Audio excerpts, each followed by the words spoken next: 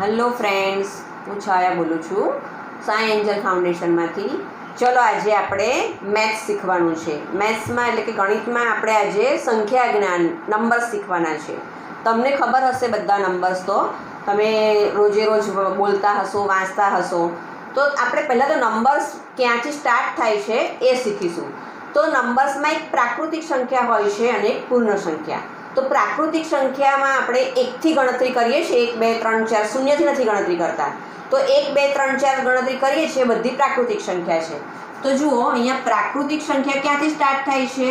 તો કે 1 થી અનંત સુધી હોય છે.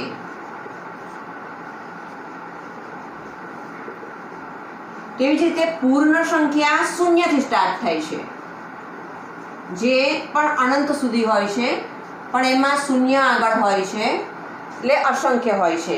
તો આપણે આ નંબરને અંક અને શબ્દમાં દર્શાવવા હોય તો કેવી રીતે દર્શાવાય, પહેલાં એ શીખીશું.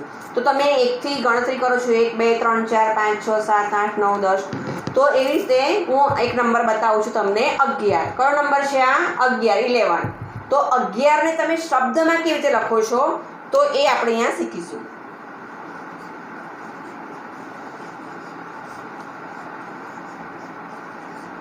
તેવી જ રીતે હું બીજી સંખ્યા બતાવું છું, 45 એટલે કે 45. તો તમારે આ બધા નંબર ક્રમ પ્રમાણે કેવી રીતે લખાય? 45. તો 45 તમે કેવી રીતે લખી શકો? કયા ઘડિયામાં આવે? તો તમારે પહેલાં 1 થી 10 અને પછી 2 એકડા 11, એકડ બગડ 12. એવી રીતે રોજે રોજ તમે 100 સુધીની સંખ્યા બોલશો એટલે તમને નંબર વધારે ઝડપથી તમે શીખી શકશો. તો 45 એ ચોગડ એકડના ઘડિયામાં આવે. ચોગડ એકડ 41, ચોગડ બગડ 42, એવી રીતે ચોગડ પાંચડ 45. તો અહીંયા 45 એટલે કે 45. હવે હું બીજો નંબર લઉં છું, 25. બગડ પાંચડ 25. તો એ કયા ઘડિયામાં આવશે? બગડ એકડના. બગડ એકડ 21, 2 બગડા 22, બગડ તગડ 23, બગડ ચોગડ 24, બગડ પાંચડ 25. તો અહીંયા બગડ પાંચડ 25. હવે હું એક બીજો નંબર લઉં છું, 53. પાંચડ તગડ 53, 53. તો એ પાંચડના ઘડિયામાં આવશે. પાંચડ એકડ 51, પાંચડ બગડ 52, પાંચડ તગડ 53. તમને ખબર ના પડે તો એવી રીતે પાંચડનો ઘડિયો બોલવાનો કે પાંચડ એકડ 51, પાંચડ બગડ 52 અને પાંચડ તગડ કેટલા થાય? તો કે 53. તો પાંચડ તગડ 53. એવી જ રીતે તમને 100 સુધીની સંખ્યા બધી આવડતી હશે. તો જુઓ, આ 79 એટલે 79 કહેવાય એને, 79. તો 71નો ઘડિયો બોલવાનો. 71 એટલે કે 7 એકડ 71, 7 બગડ 72, 7 તગડ 73, એવી રીતે 7 9 79. તો અહીંયા 79 એટલે કે 79.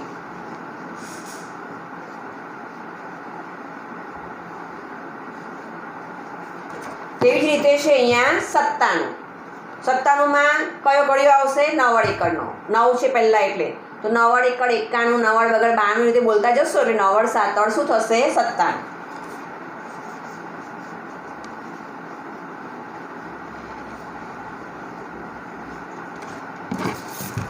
હવે આપણી પાસે છે બીજા 100 200 300 જે આવે.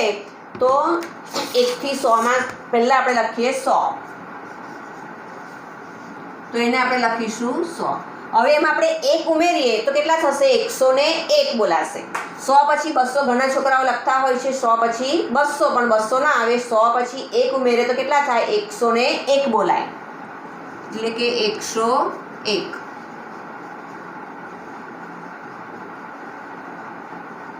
આવી જ રીતે 102, 103, 104, 105 ઉમેરતા જશો બીજા 100 તો તમારી પાસે થશે 200. 200 પછી શું આવે? તો કે 201, 202. આ રીતે તમારી સંખ્યા 1000 સુધીની તમે શબ્દમાં લખતા આવડશે તો બીજી બધી સંખ્યા તમને શબ્દમાં લખતા આવડી જશે. જો આપણી પાસે અહીંયા 1000 છે તો 1ની ઉપર કેટલા મીંડા છે? 1 2 અને 3. તો એકમ, દશક, 100 અને 1000 થયા કહેવાય. એટલે આપણે અહીંયા કેટલા લખીશું? 1000.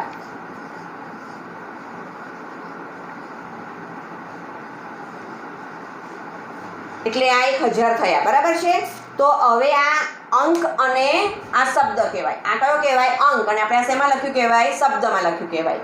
તો એવી જ રીતે 1000થી પણ મોટી સંખ્યા હોય, 10,000 સુધીની હોય, 15,000, 20,000, લાખ સુધીની હોય, એ બધી સંખ્યાઓ તમે અંક અને શબ્દમાં કેવી રીતે શીખી શકો છો એ આપણે મણકા ગોળી દ્વારા શીખીશું. જુઓ, આપણે હવે 1000 સુધીની સંખ્યા તમને લખતા અને વાંચતા આવડી ગઈ હશે. હવે આપણે 1000થી ઉપર 2000, 3000, 5000, 10,000, 15,000, લાખ સુધીની સંખ્યા કેવી રીતે શબ્દ અને અંકમાં લખાય એ આપણે શીખીશું. તો એના માટે આપણી પાસે જો મણકા ગોળી છે, હું એમાં મણકા લઈશ અને એ સંખ્યા બનાવીશ. એ સંખ્યાને આપણે અંક અને શબ્દમાં બોર્ડ પર કેવી રીતે લખાય છે તે જોઈશું.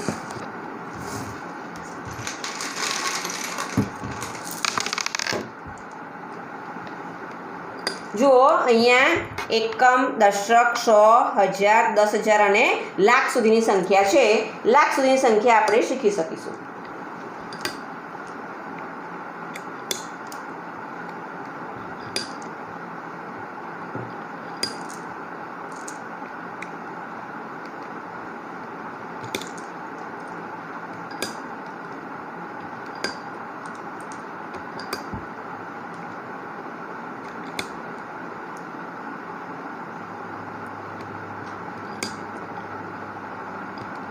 ચલો જુઓ હવે અહીંયા એકમમાં કેટલા મણકા છે? 1, 2 અને 3.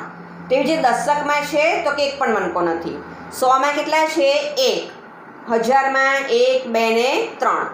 10,000ના ખાનામાં કેટલા છે? 1 અને 2 મણકા છે. લાખમાં 1, 2, 3 અને 4. તો કઈ સંખ્યા બનશે? તો આપણે અહીંયા બોર્ડ પર લખીશું. જેટલા મણકા હશે એ પ્રમાણેની સંખ્યા બોર્ડ પર લખીશું. જુઓ, લાખમાં કેટલા છે? 4 છે એટલે 4 લખીશું.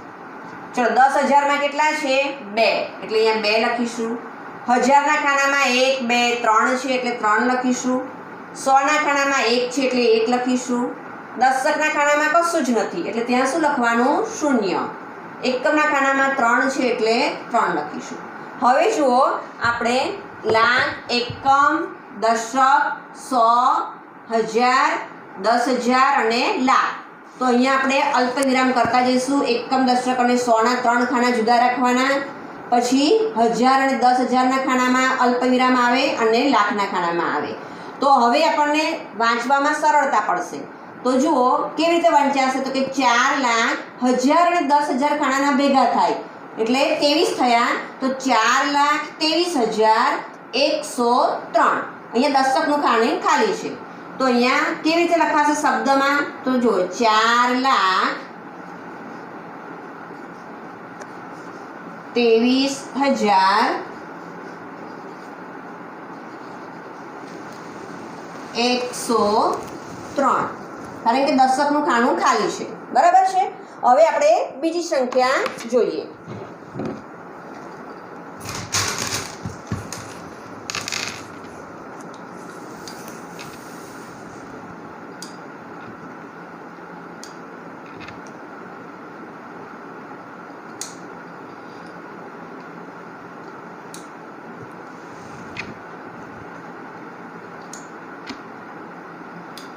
ચલો જુઓ, અહીંયા મણકા ગોળીમાં છે એકમ, દશક, 100, 1000, 10,000 અને લાખ. આપણે હવે લાખમાં ગણીએ મણકા કેટલા છે? 1, 2, 3, 4 અને 5. તો 5 મણકા છે. અહીંયા 10,000ના ખાનામાં 1, 2, 3, 4 છે. 1000ના ખાનામાં 1, 2, 3, 4, 5 છે. 100ના ખાનામાં કશું જ નથી એટલે 0 આવે. દશકના ખાનામાં 1 છે અને એકમના ખાનામાં 4 છે. તો કઈ સંખ્યા લખાશે તો એ આપણે બોર્ડ પર જોઈએ. ચલો જુઓ, અહીંયા લાખ છે. લાખમાં કેટલા છે? 5 મણકા છે એટલે 5 લખવાના.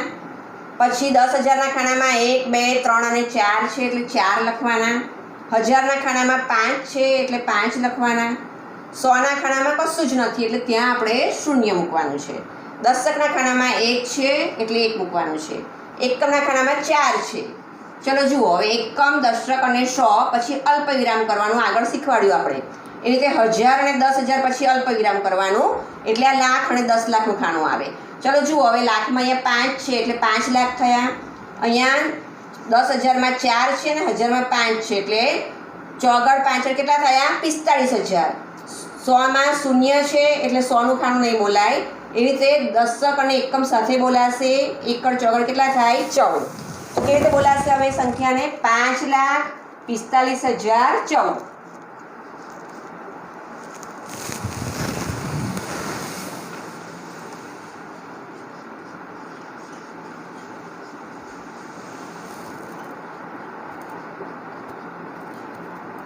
બરાબર છે. હવે આપણે 10,000 સુધીની સંખ્યા પણ જોઈએ.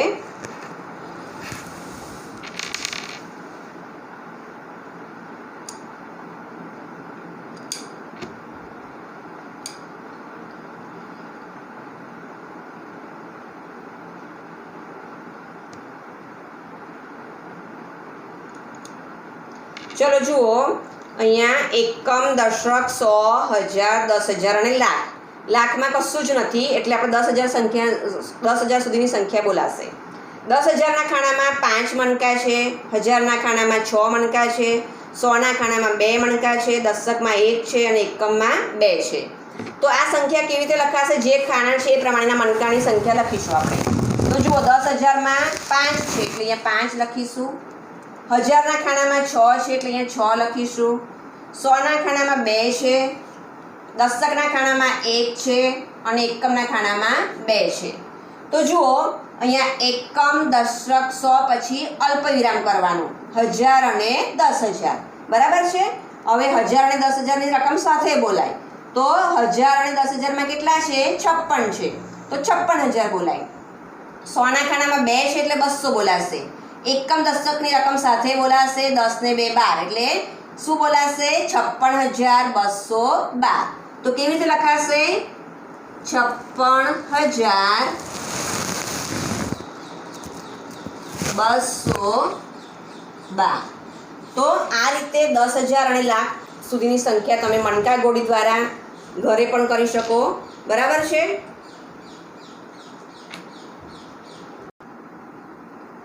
તો જુઓ, હવે આપણે 1.1a વર્કશીટ તમારે હું આપીશ, એ તમારે જોવાની છે અને ઘરે કરવાની છે બધાએ. બરાબર છે.